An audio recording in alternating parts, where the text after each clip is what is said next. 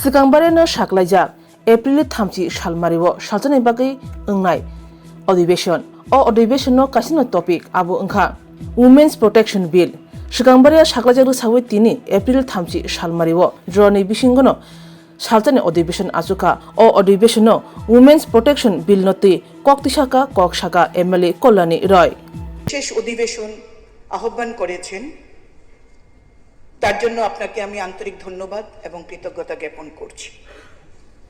এই আইন এই দেশের মহিলাদের জন্য, যারা দেশের অর্ধেক আবাদি, যারা দেশের অর্ধেক ভোটার, যারা সরকার গড়তে এগিয়ে আসেন, তাদের আইনি অধিকার দেওয়া, সাংবিধানিক অধিকার দেওয়ার জন্য এক বিশেষ আইন দেশের মাননীয় প্রধানমন্ত্রীর নেতৃত্বে ভারতীয় জনতা পার্টির সরকার যে দেশে চলছে সেই আইন 2023 সালের সেপ্টেম্বর মাসে পাশ করা হয়েছে লোকসভা এবং রাজ্যসভায়। কিছু বিশেষ সংশোধনীর জন্য 2026-এর 16 এপ্রিল থেকে 18 এপ্রিল একটি লোকসভার অধিবেশন আহ্বান করা হয়েছে। সেখানে আমরা সকলে অবহিত আছি যে কিভাবে কংগ্রেস নেতৃত্বে যে বিরোধী জোট তারা এই বিলকে প্রত্যাখ্যান করেছেন। তারপর আপনি আপনার উদ্দেশ্যে আমরা যারা মহিলা বিধায়ক রয়েছি এবং আরো অনেক বিধায়ক, প্রায় 17 জন বিধায়ক, আপনাকে আমরা চিঠি দিয়ে জানিয়েছি যে একটি বিশেষ অধিবেশন আহ্বান করুন। এই রাজ্যের অর্ধেক আবাদি যারা, অর্ধেক ভোটার যারা, তাদের স্বার্থের জন্য এই বিধানসভায়, এই পবিত্র বিধানসভায় একটি গুরুত্বপূর্ণ আলোচনা অত্যন্ত প্রয়োজন। আপনাকে আন্তরিক ধন্যবাদ এবং কৃতজ্ঞতা জ্ঞাপন করছি। আপনি আমাদের এই দাবি, আমাদের এই অনুরোধকে সম্মতি দিয়ে এই বিধানসভার অধিবেশন আহ্বান করেছেন। মাননীয় বিরোধী দলনেতা সহ বিরোধী বেঞ্চের এবং ট্রেজারি বেঞ্চের সদস্যরা যারা বিজনেস অ্যাডভাইসরি কমিটিতে রয়েছেন তারাও বিশেষভাবে এই অধিবেশনের জন্য সম্মতি প্রদান করেছেন। তাদেরকেও আন্তরিক ধন্যবাদ এবং কৃতজ্ঞতা, বিশেষ করে বিরোধী দলনেতার প্রতি আমার আন্তরিক ধন্যবাদ এবং কৃতজ্ঞতা। স্যার, নারী শক্তি বন্ধন অধিনিয়ম একটি যুগান্তকারী আইন, যার লক্ষ্য হলো দেশের লোকসভা এবং বিভিন্ন রাজ্যের বিধানসভায় মহিলাদের জন্য 33% সংরক্ষণ দেওয়া এবং রাজনীতিতে প্রতিনিধিত্বে লিঙ্গের সমতা প্রণয়ন করা। যেটা আমি বলেছিলাম যে 2023 সালের সেপ্টেম্বর মাসে এই নারী শক্তি বন্ধন অধিনিয়ম আইন প্রথমে বিল, সেটা লোকসভায় এবং রাজ্যসভায় ভোটাভুটিতে এবং সংখ্যাগরিষ্ঠতায় সে বিল পাশ হয়েছে এবং রাজ্যসভায় সর্বান্তকরণে এই বিলটিকে সমর্থন করেছে এবং লোকসভায়ও 2 জন সদস্য বাদ দিয়ে বাকি সদস্য যারা উপস্থিত ছিলেন সেই বিলের প্রতি সম্মতি প্রকাশ করেছিলেন এবং তার শেষ পর্যন্ত মহামান্য রাষ্ট্রপতি দ্রৌপদী মুর্মুর অ্যাসেন্ট নিয়ে এই বিলটি আইনে পরিণত হয় এবং সংবিধান সংশোধনের মাধ্যমে সেগুলি অন্তর্ভুক্তি হয়। মাননীয় অধ্যক্ষ মহোদয়, এই বিলটি যখন লোকসভা এবং রাজ্যসভায় পাশ করা হয় তখন বিরোধী দল থেকে দাবি জানানো হয়, মতামত দেওয়া হয় লোকসভায় এবং রাজ্যসভায় যে এই বিলটি কার্যকরী করতে কেন 2029-এর অপেক্ষা করতে হবে, যত তাড়াতাড়ি সম্ভব এই বিলটি যেন আইনে রূপান্তরিত করে তার চূড়ান্ত পদক্ষেপ নেওয়া হয়, অর্থাৎ তার কার্যকারিতা শুরু করা যায়। 2029-এর আগেই তারা সেটা চেয়েছিলেন। এই নারী শক্তি বন্ধন অধিনিয়মের উপর আলোচনা, পর্যালোচনা, মন্থন সবকিছু করা হয় এই তার চূড়ান্ত পদক্ষেপ নেওয়ার জন্য। মাননীয় প্রধানমন্ত্রী নরেন্দ্র মোদীজির নেতৃত্বে ভারতীয় জনতা পার্টির যে সরকার কেন্দ্রে চলছে সেই সরকারও চাইছেন যে এই সরকার মহিলাদেরকে তাদের অধিকার, তাদের সাংবিধানিক অধিকার তাদেরকে প্রদত্ত করা হোক। দেশের প্রধানমন্ত্রী নরেন্দ্র মোদী নারী শক্তির উপর কতখানি আস্থা রাখেন তার প্রত্যেকটি কেন্দ্রীয় যোজনার মাধ্যমে আমরা সেটা বুঝতে পারি। প্রধানমন্ত্রী আবাস যোজনা একবার মহিলাদের নামে, শৌচালয় নারীদের নামে, তারপর মহিলাদের আত্মনির্ভর করার জন্য লাখপতি দিদি থেকে শুরু করে বেটি বাঁচাও বেটি পড়াও বিভিন্ন যোজনায় আমরা দেখেছি দেশের প্রধানমন্ত্রী নরেন্দ্র মোদী মহিলাদের অত্যন্ত গুরুত্ব দিচ্ছেন, অর্থনৈতিকভাবে স্বাবলম্বী করা, এবং শেষ পর্যন্ত তিনি চেয়েছেন রাজনৈতিকভাবে মহিলাদেরকে যাতে গুরুত্ব দেওয়া হয়, মহিলারা যাতে দেশের আইনি সভায় তারা যেন প্রতিনিধিত্ব করে তাদের কণ্ঠস্বরকে যেন তারা এই দেশ নির্মাণে, বিকশিত ভারত নির্মাণে তারা যেন ভূমিকা নিতে পারেন। আমাদের মনুসংহিতায় আছে, যত্র নারীস্ত পূজ্যন্তে রমন্তে তত্র দেবতা, যত্রই তাস্ত ন পূজ্যন্তে সর্বস্ত ত্রাফলা ক্রিয়া। অর্থাৎ যেখানে নারীরা পূজিত হন, অর্থাৎ শ্রদ্ধা ও সম্মানের লাভ করেন, সেখানে দেবতারা আনন্দিত হন, আর যেখানে তারা সম্মান পান না সেখানে সমস্ত কাজই নিষ্ফল হয়। প্রধানমন্ত্রী সেটা অনুধাবন করে মহিলাদেরকে দেশের রাজনীতিতে এবং রাজ্য বিধানসভায় মহিলাদেরকে প্রতিনিধিত্ব করার সুযোগ দেওয়ার জন্য নারী শক্তি বন্ধন অধিনিয়ম এনেছেন। কি ছিল সেই বিলে আমরা সবাই জানি, তবে একটু রিফ্রেশ আমরা করছি। মাননীয় অধ্যক্ষ মহোদয়, সেখানে দেশের লোকসভায় এবং বিভিন্ন রাজ্য বিধানসভাগুলিতে 33% মহিলা রিজার্ভেশন এবং ST/SC রিজার্ভেশন যেভাবে রয়েছে তার মধ্যে এই 33% SC/ST ওমেনদেরকে সুযোগ দেওয়া, অর্থাৎ রিজার্ভেশন উইদিন রিজার্ভেশন। তারপরেও সেখানে কি ছিল? সেখানে ছিল যে পরবর্তী যে সেন্সাস বা জনগণনা আদমশুমারি জনগণনার ভিত্তিতে 2026 সালে যেটা শুরু হয়, তার ভিত্তিতে সে কাজ সম্পন্ন হলে এলাকা পুনর্বিন্যাস অর্থাৎ ডিলিমিটেশনের মাধ্যমে এই বিল কার্যকরী হবে এবং এই বিলের সময়সীমা 15 বছর পর্যন্ত থাকবে। তারপর সংসদ যখন সেটা সংশোধনী করে যদি সময়সীমা বাড়ান সেটা বাড়বে এবং এই আসনগুলি রোটেশন অনুযায়ী চলতে থাকবে as directed by the parliament। আমাদের মাননীয় প্রধানমন্ত্রী এই বিলের উপর অনেক চর্চা করেছেন, মন্থন করেছেন এবং বিরোধীদের যে দাবি ছিল 2029-এর আগে এই বিলকে আইনে রূপান্তরিত করে তাকে কার্যকরী করা, এই চূড়ান্ত রূপদানের জন্য মাননীয় প্রধানমন্ত্রীর নেতৃত্বে ভারতীয় জনতা পার্টির সরকার 2026 সালের 16 থেকে 18 এপ্রিল এক বিশেষ অধিবেশন আহ্বান করেছেন, যেখানে 2011-র যে জনগণনা তার ভিত্তিকেই প্রাধান্য দিয়ে ভিত্তি বৎসর ধরে সেই ডিলিমিটেশনের ভিত্তিতেই এই বিলকে চূড়ান্ত রূপদান অর্থাৎ কার্যকরী করার জন্য প্রয়াস নিয়ে একটা সংশোধনী বিল এনেছেন। আমরা কি দেখলাম? লোকসভায় প্রতিপক্ষ নেতা শ্রী রাহুল গান্ধী মহোদয় এবং ইন্ডি জোট এই বিলের বিরোধিতা করছেন এবং এই বিলের যে বিরোধিতা শুধুমাত্র পদক্ষেপ কি হবে, প্রসিডিউরটা কি হবে তার বিরুদ্ধে নয়, সম্পূর্ণ মহিলাদের ক্ষমতা দেওয়ার ক্ষেত্রে 33% মহিলা রিজার্ভেশন তারা মেনে নিতে পারেননি, তারা তার বিরোধিতা করেছেন। 130 জন সদস্য এই ভোটাভুটিতে এই বিল নিয়ে আলোচনায় অংশগ্রহণ করেছিলেন, তার মধ্যে 56 জন ছিলেন মহিলা সদস্যা, যাদের উচিত ছিল এই বিলকে পূর্ণাঙ্গভাবে সমর্থন করা, কিন্তু দুর্ভাগ্যের বিষয় তারা এই বিলকে সমর্থন করেননি। তারা এই বিলের বাস্তবায়নের বিরুদ্ধে পদ্ধতিগত ত্রুটি বা কি এই নিয়ে আলোচনা না করে সরাসরি এই মহিলা সংরক্ষণের বিরুদ্ধে তারা আওয়াজ তুলেছেন। আমাদের স্বরাষ্ট্রমন্ত্রী অমিত ভাই শাহ, যিনি লোকসভায় দাঁড়িয়ে বলেছিলেন যে এক ব্যক্তি এক ভোট এক মূল্য, এই নীতিটি বাস্তবায়ন করা, যে নীতিটি আমাদের গণতন্ত্রের ভিত্তি হিসাবে গণপরিষদে কর্তৃক নির্ধারিত হয়েছিল, তিনি আলোচনায় করেন যে একটি ভারসাম্য অন্তর্ভুক্তিমূলক এবং বাস্তবসম্মত গণতান্ত্রিক কাঠামো গড়ে তোলার দায়িত্ব সংবিধান সরকারকে অর্পণ করেছে, আর বর্তমানে সেই দায়িত্বটি পালন করছেন নরেন্দ্র দামোদর দাস মোদীজি। আমরা কি দেখলাম যে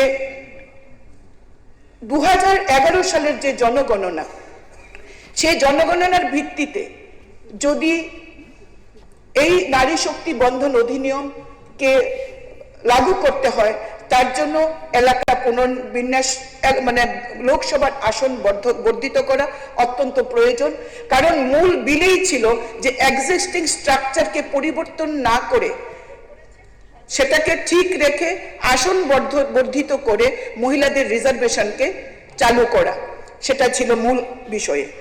আমরা কি দেখলাম যে বিরোধী দল কংগ্রেস সহ গোটা ইন্ডি জোট এই বিলের বিরোধিতা করেছেন। আমরা 2001 সালের 84তম যে সংবিধান সংশোধন কার্য করা হয় সেখানে বলা হয়েছিল যে 2026 সাল পর্যন্ত আসনের সংখ্যা অপরিবর্তিত রাখার সিদ্ধান্ত হয়েছিল। তার জন্যই এটাকে সংশোধনী এনে যাতে এর আগেই আমরা আসন সংখ্যা লোকসভার আসন সংখ্যা বৃদ্ধি করতে পারে তার জন্যই এই সংশোধন আনা হয়েছিল। কিন্তু আমরা কি দেখলাম যে বিরোধী দল বিশেষ করে কংগ্রেস দল তারা কি চাইছেন, তারা চাইছেন কাস্ট সেন্সাস, তারা চাইছেন মুসলিম মহিলাদের সংরক্ষণ। কিন্তু আমাদের সংবিধান কোনোভাবে ধর্মের ভিত্তিতে সংরক্ষণকে মান্যতা বা স্বীকৃতি দেয় না। যে সংরক্ষণ জন্মসূত্রে প্রাপ্ত হয়, অন্যভাবে এর কোনো অর্জন করা যায় না, সেটা জানা সত্ত্বেও কংগ্রেস দল এবং তার ইন্ডি জোট এই শুধুমাত্র এই প্রক্রিয়াটাকে নারী শক্তি বন্ধন অধিনিয়ম এই প্রক্রিয়াটাকে বিলম্বিত করার জন্য তারা এই বিভিন্ন বিষয় তারা উত্থাপন করেছেন এবং সরাসরি এই সংশোধনের বিরুদ্ধে তারা ভোটাভুটি করেছেন। আমরা যদি বিগত দিনের ইতিহাস আমরা দেখি, লোকসভা এবং রাজ্যসভা এবং বিভিন্ন রাজ্য বিধানসভায় আমরা যদি দেখি যে ভারতীয় জনতা পার্টি নরেন্দ্র মোদীজির নেতৃত্বে 2014 সালে যে সরকার গঠিত হয়েছিল সেখানে 10 জন মহিলা মন্ত্রী ছিলেন এবং বিভিন্ন রাজ্যে আমরা দেখেছি যে ভারতীয় জনতা পার্টি মহিলাদের উপর কতখানি ভরসা রাখেন। তার জন্য আমরা দেখেছি যে দিল্লিতে সেই সময় আমাদের সুষমা স্বরাজজি দিল্লির মুখ্যমন্ত্রী পদে আসীন হয়েছিলেন এবং তিনি দৃঢ়তার সঙ্গে তিনি কাজ করেছিলেন। শ্রীমতী উমা ভারতী হয়েছিলেন মধ্যপ্রদেশের মুখ্যমন্ত্রী, শ্রীমতী বসুন্ধরা রাজে সিন্ধিয়া রাজস্থানের মুখ্যমন্ত্রী এবং শ্রীমতী আনন্দীবেন প্যাটেল হয়েছিলেন গুজরাটের প্রথম মহিলা মুখ্যমন্ত্রী। কিন্তু আমরা যদি কংগ্রেসের ইতিহাস দেখি তাহলে দেখব একমাত্র দিল্লি ছাড়া তাও কে ছিলেন মুখ্যমন্ত্রী? শ্রীমতী শীলা দীক্ষিত ছিলেন সেদিনের মুখ্যমন্ত্রী। তার পরিচয় কি আমরা সবাই জানি, তার পরিচয় কি, তিনি কোন ঘরানার এবং কার পরিবার থেকে উঠে এসেছিলেন আমরা সেটা জানি। কিন্তু কংগ্রেস কোনোদিনই মহিলাদের উপর আস্থা রাখতে পারেননি। আজও সেটা লোকসভায় তারা দেখিয়েছেন যে তারা মহিলা বিরোধী, তারা নারী বিরোধী, নারীদের এগিয়ে যাওয়ার, নারীদের অগ্রগতি তারা চান না। তার জন্য সংসদে তার বিরোধিতা করে তার বিপক্ষে ভোট দিয়েছেন। আমি একজন মহিলা বিধায়ক হিসেবে আপনাদের সামনে আজকে যে দাঁড়িয়েছি সেটা ভারতীয় জনতা পার্টি আমাকে এই সুযোগ করে দিয়েছেন। আজকে গোটা দেশে প্রায় 14 লক্ষ মহিলা গ্রাম পঞ্চায়েতে প্রতিনিধিত্ব করছেন এবং সুন্দরভাবে তারা কাজ করছে। কোথাও তাদেরকে শুধুমাত্র মহিলা হওয়ার অপরাধে তাদেরকে কখনো কোনোদিন কোনো কটূক্তি শুনতে হয়নি, তারা কাজ করে যাচ্ছে। শ্রীমতী দ্রৌপদী মুর্মু এই প্রথম দেশের কোনো আদিবাসী মহিলা রাষ্ট্রপতি, যেটা ভারতীয় জনতা পার্টির সরকারের সমর্থনে তিনি সেই দেশের প্রধান রাষ্ট্রপতি হিসেবে আসন অলঙ্কৃত করছেন। আমাদের যশস্বী প্রধানমন্ত্রী, দেশের মাননীয় স্বরাষ্ট্রমন্ত্রী, আমাদের রাজ্যে জনপ্রিয় মুখ্যমন্ত্রীর নেতৃত্বে মহিলা সশক্তিকরণ, নারী শক্তি অগ্রমণের কাজ করে যাচ্ছেন। আমাদের প্রিয় কবি, বাংলার কবি নজরুল বলেছেন, এ বিশ্বে যা কিছু মহান সৃষ্টি চির কল্যাণকর, অর্ধেক তার করিয়াছে নারী, অর্ধেক তার নর।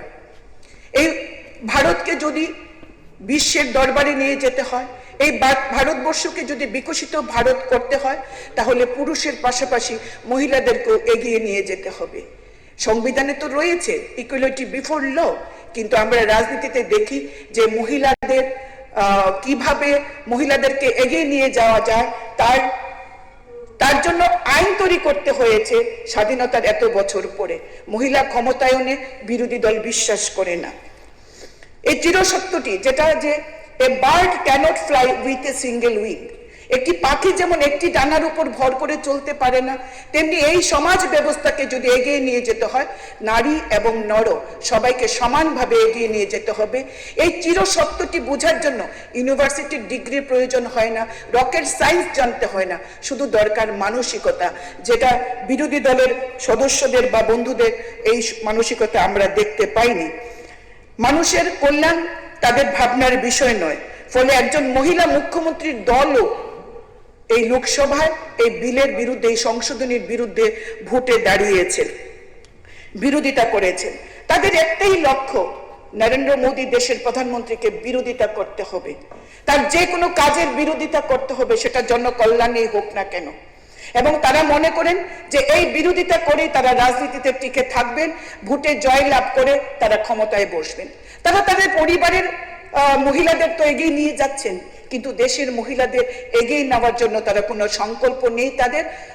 অথচ দেশের প্রধানমন্ত্রী যখন সংকল্প নিয়েছেন 2014, 2019 সালে আমাদের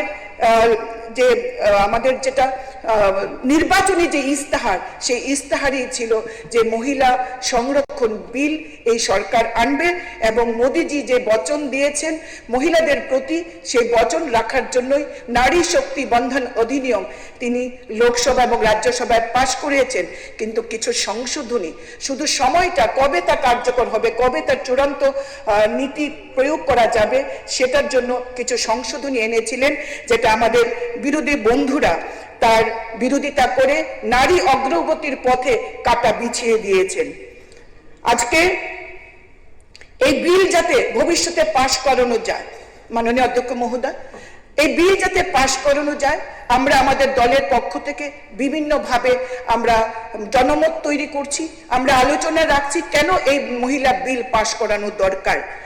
তাই আমি মনে করি একজন মা হিসাবে, একজন মেয়ে হিসাবে, একজন স্ত্রী হিসাবে, একজন বোন হিসাবে, যে মহিলা সংরক্ষণ বিল 33% রিজার্ভেশন এই দেশকে বিকশিত ভারত করতে হলে অত্যন্ত প্রয়োজন। আমরা আওয়াজ তুলব, এই গোটা রাজ্যের মহিলাদেরকে আমরা একত্রিত করে আমরা আওয়াজ তুলব। আমরা বলতে চাই, ফুল নেহি চিঙ্গারি হে, ফুল নেহি চিঙ্গারি হে, এ भारत की नारी है, इनके अधिकार की बारी है, वचन पूर्ति के इस शरण में बारित करना इस सदन की जिम्मेवारी है। महोदय, আমরা ভারতবাসী, আমরা কালী, আর 2-3 মিনিট মহোদয়, আমরা ভারতবাসী, কালী দুর্গা আমাদের আরাধ্যা দেবী, আমরা মেয়েরা তাদেরই জাত। আমরা চাইলে কিন্তু এই কাজটা করতে পারি, যে পুরুষতন্ত্রে যারা বিশ্বাস করে, মেয়েদেরকে যারা পিছিয়ে রাখতে চায়, তারা এর বিরোধিতা করলে দেশের মহিলারা তাদের ক্ষমা করবে না। আগামী দিনে ভোটেই এই দেশের মহিলারা জবাব দেবে। কবি পুষ্পমিত্র উপাধ্যায়ের কবিতার মাধ্যমে যদি বলতে চাই, শোনো দ্রৌপদী শস্ত্র ওঠালো, শোনো দ্রৌপদী শস্ত্র উঠালো, अब गोविंदा नहीं आएंगे, छोड़ो मेहंदी खर्च संभालो, खुद ही अपना चीर बचा लो, दूध बिछाए बेचे शकुनी, सुनो मस्तक सब बिक जाएंगे, सुनो द्रौपदी शस्त्र उठालो, अब गोविंदा ना आएंगे। সুতরাং আমাদের গোটা দেশের মহিলাদেরকে এর বিরুদ্ধে আওয়াজ তুলতে হবে, বিরোধী শক্তির বিরুদ্ধে আওয়াজ তুলতে হবে, কংগ্রেসের বিরুদ্ধে আওয়াজ তুলতে হবে, গোটা ইন্ডি জোটের বিরুদ্ধে আওয়াজ তুলতে হবে, যারা মহিলা অগ্রগতির পক্ষে অন্তরায় হয়ে দাঁড়িয়েছে, যারা এই মহিলা বিলকে পাস করতে দিচ্ছে না, তাদের বিরুদ্ধে আমাদের জনমত তৈরি করতে হবে। আসুন আজকে এই বিধানসভা থেকে আমরা সমস্ত বিধায়ক যারা রয়েছি, যারা নারীর ক্ষমতায়নে বিশ্বাস করি, শুধুমাত্র মুখে ফুলজুরি বা বাগাড়ম্বর নয়, যারা প্রকৃত অর্থে আমরা নারী ক্ষমতায়ন